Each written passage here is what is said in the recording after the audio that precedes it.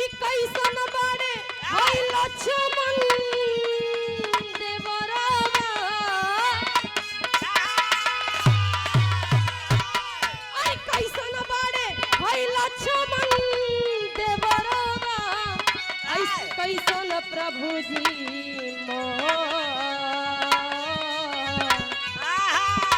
पूछताड़ी सिया हो मैया कि पूछताड़ी सिया हो मैया तगिरता नया नावा से लो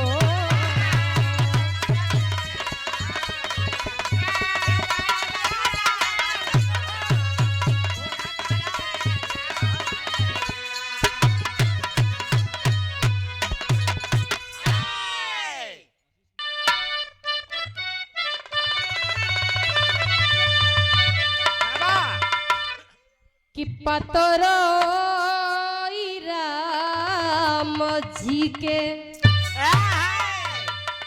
अरे पतरो राम जी के तो पातरबा कमरिया हो रामा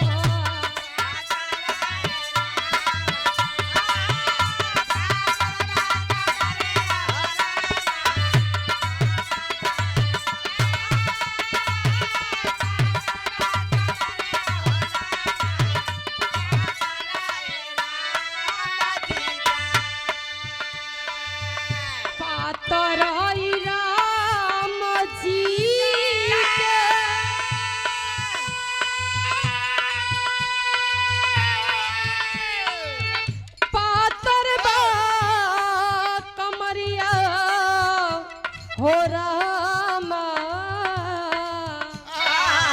छोटे छोटे हाथावा में छोटे छोटे हाथावा में छोटा बाधन हिया हो रामा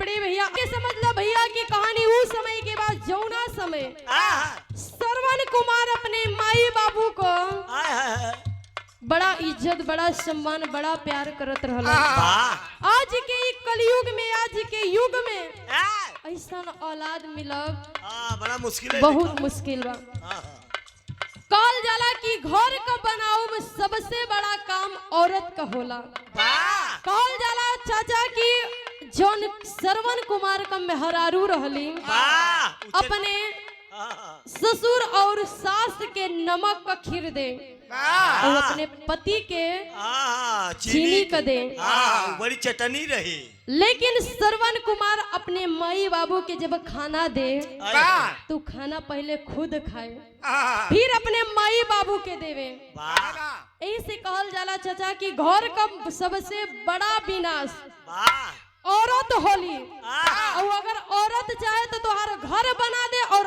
औरत चाहे तो तुम्हारा घर नरक से भी बदतर कर दे जब चाहे तो मोछो छिलवा सकते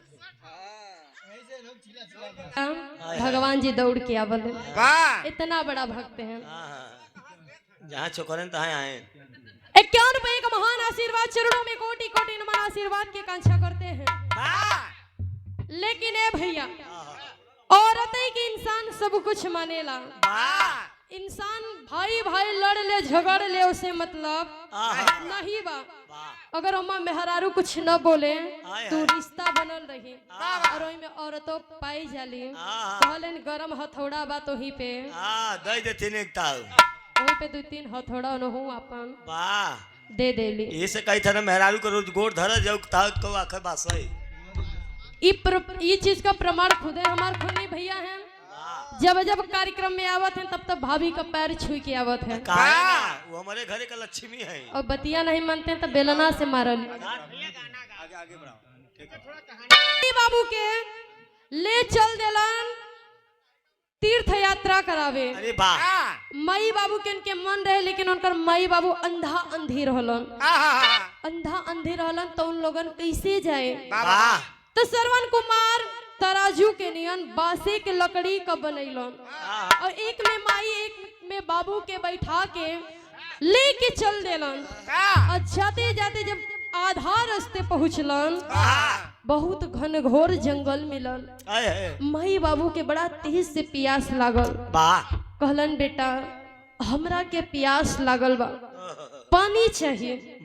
श्रवण कुमार कहलन कि पापा ई जंगल में हम कहाँ पानी ले आई, लेकिन कहलन कि तू लोगन के पेड़ के छाया के नीचे बैठा के जात बानी, कहीं मत जइहा, हम पानी लेके आवत बानी। कैसे?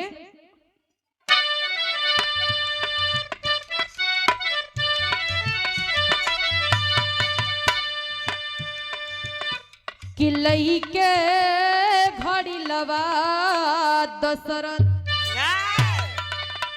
कि लई के घड़ी लवा दशरथ, आइले है समनवा ए बाबू।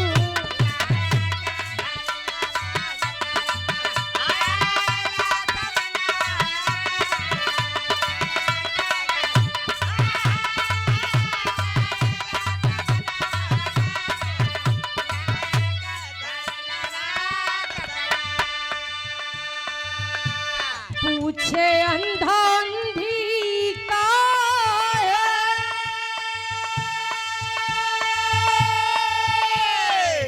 बोलत ना सुगनवा हो बहड़ा, लाई के घड़ी लवा दशरथ, लाई के घड़ी लवा दशरथ, आइले जब समनवा ए बाबू।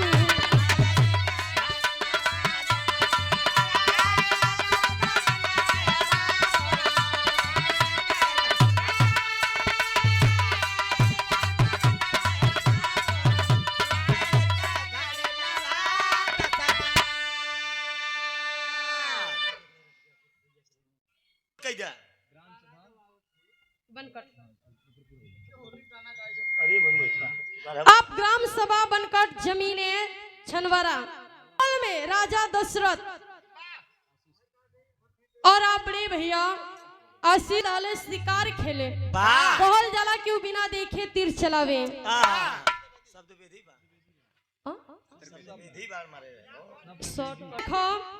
ओही जंगल में जब पहुंचलन, तालाब में जैसे ही श्रवण कुमार मटका ले करके पानी लेवे के कैलन, और जब मटकवा में से पनिया भरलन तो आवाज बड़ा अजीब आवेला। और जब आवाज सुनलन तो सोचलन कि कौनो बड़ा जानवर इस तालाब में पानी पियत बा, ऐसे बढ़िया मौका ना मिली और बिना देखले तीर चला देलन। और जब तीर चला देलन भैया तो श्रवण के सीना में आके तीर लागल बा।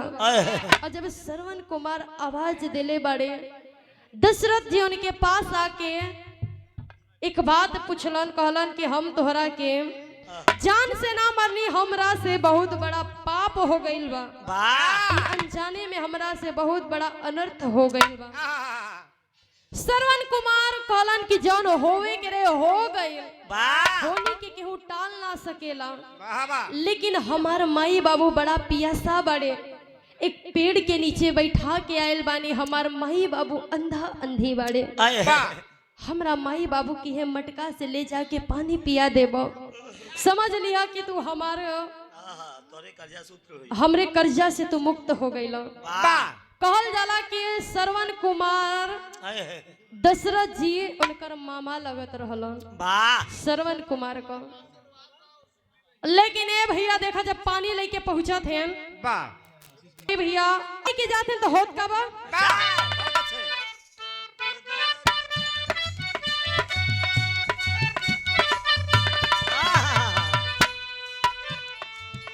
कहे भूप मरली हम सहरा बन के बनवा।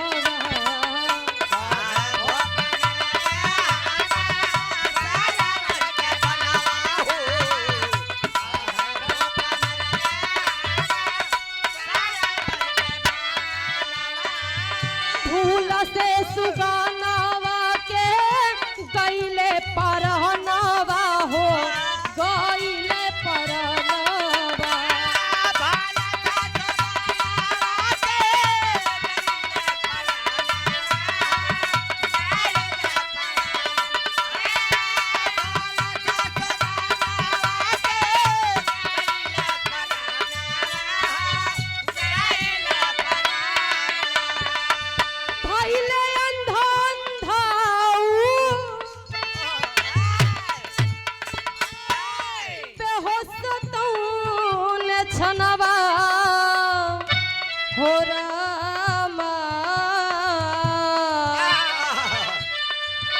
बचवा के वियोग में जाई, बचवा के वियोग में जाई, तोहरो परनवा हो रामा।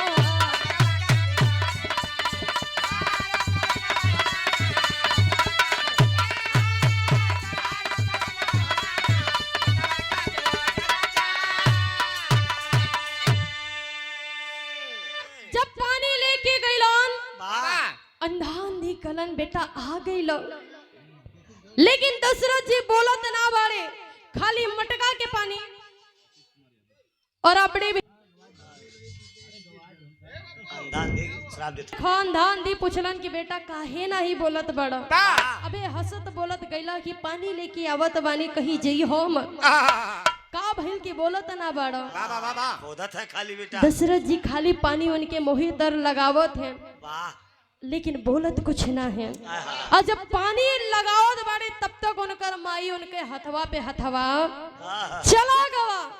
जब हाथ पे हाथ चला गया तो राजा दशरथ जी सोने का कड़ा पहने रहला। कहलन बेटा तू के हवा, तू के हवा, तू पानी लेके आयल बड़ा, हमार बचवा कहाँ बा।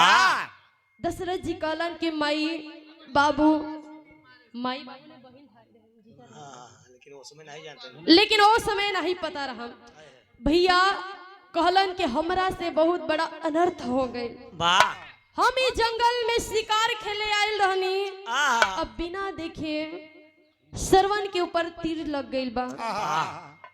हमरा से बहुत बड़ा गलती हो गइल बा।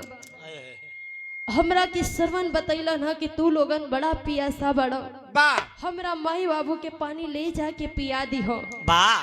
उहे खातिर हम पानी लेके आइल बानी। लेकिन अंधा अंधी पानी फेंक देलन। जब पानी फेंक देलन और शराप दिहलन कि जैसे हम अपना बचवा के वियोग में मरत बानी तड़प के, एक दिन तो हूँ मरब। लेकिन कहल जाला उस समय दशरथ जी के श्राप रहे और उनके को औलाद भी ना रहे। तब उन सोचें कि जब हमरे को औलादे नहीं है तो इस शराब हमरे कौने काम के। और वह शराब की वजह से उनके 4 पुत्र भैन। खीर खाए से भी उस शराब की भी वजह से। लेकिन वो चल कहाँ जात बा गुरुजी।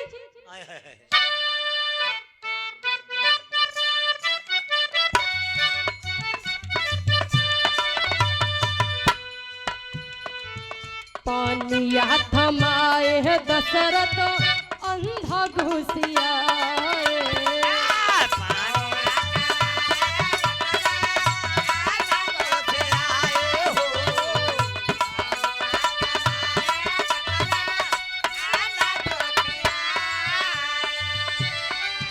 फेंकले कमंडल दशरथ गगन फहराए हो, गगन फहराए।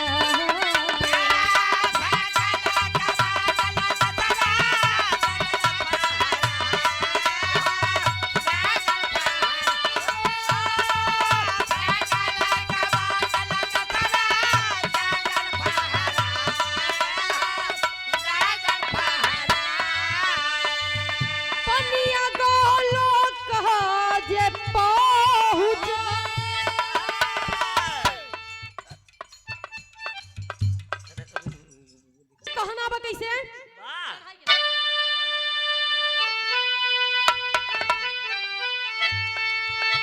कि पनिया गोलो कह जे पहुँचे।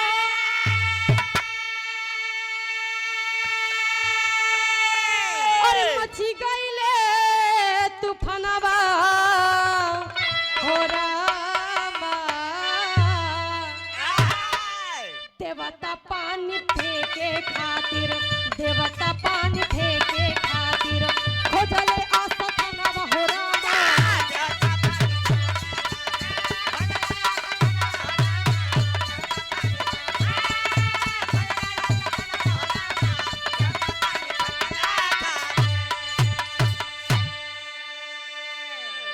वो अंधा अंधी पानी फेंक के श्राप दे के अपन ओही दर प्राण त्याग देलन।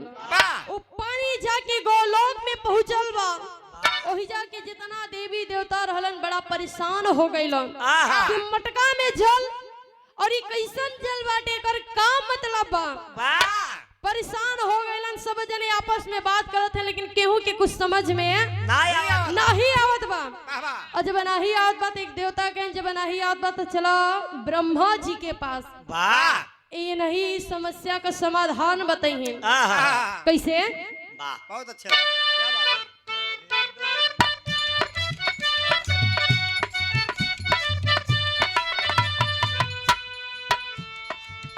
ब्रह्मा जी बताए पानी जहाँ गिर जाई,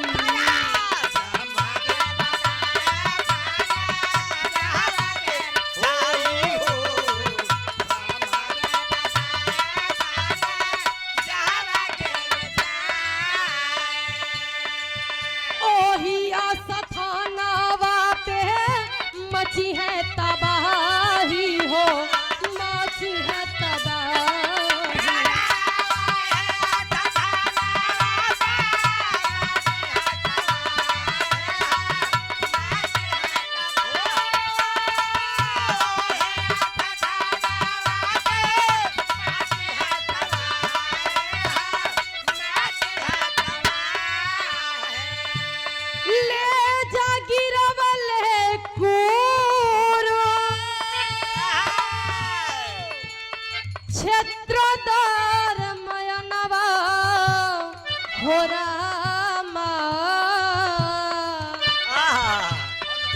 कौरो साथ पांडव कहिले, कौरो साथ पांडव कहिले, जहाँ घूम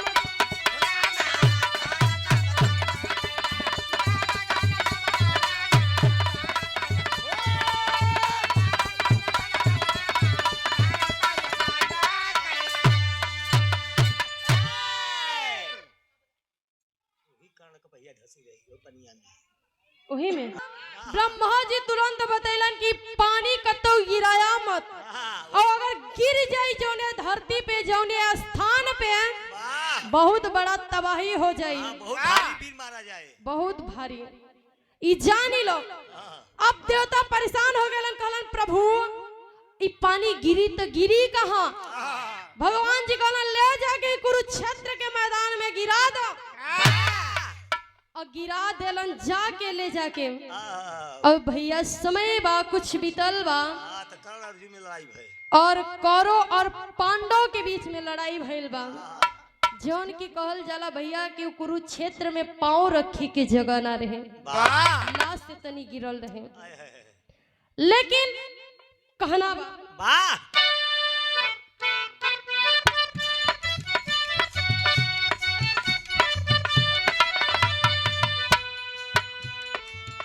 अंधा अंधी मारी गहिले तड़प गणेश बिहारी,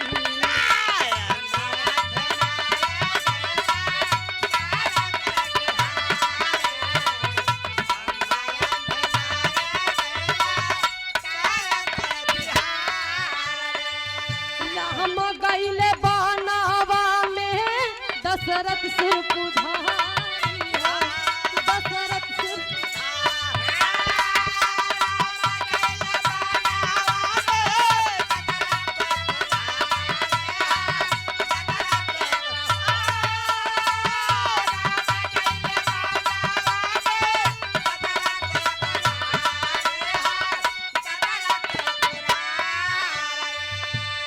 पुत्र शोकवा में गोइले, और दशरथ के परनवा हो राम, गावे लक्ष्मी चमन खाली, अरे गावे लक्ष्मी चमन खाली, बाबू के समनवा हो राम।